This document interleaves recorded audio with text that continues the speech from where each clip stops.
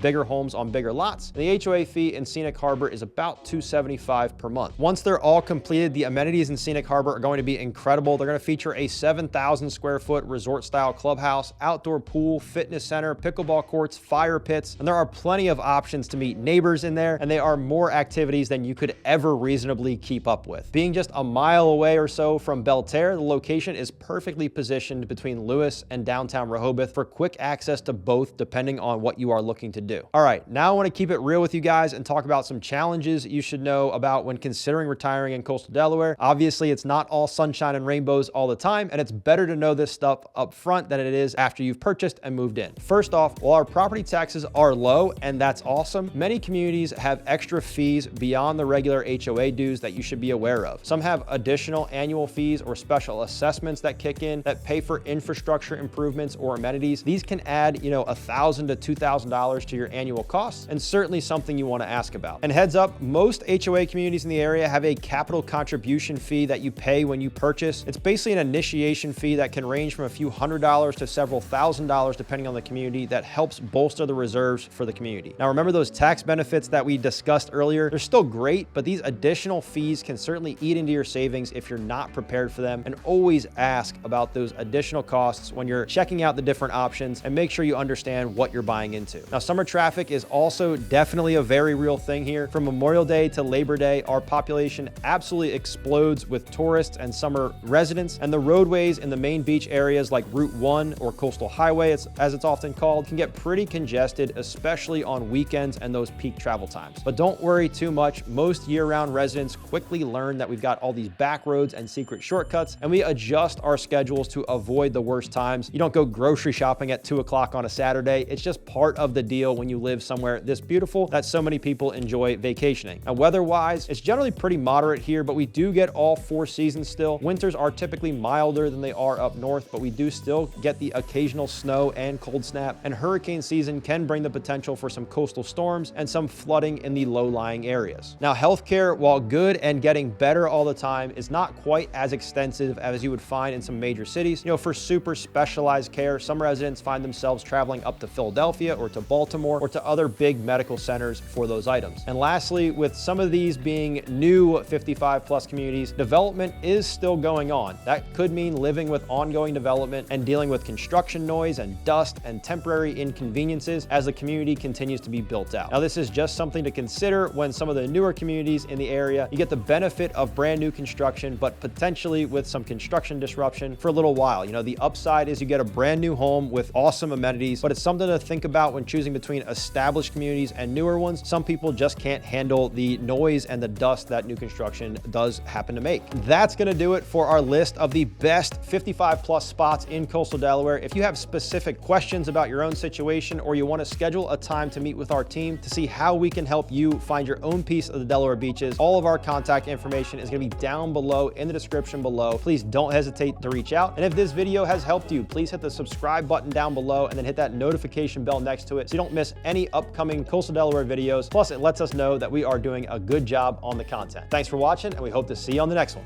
Peace.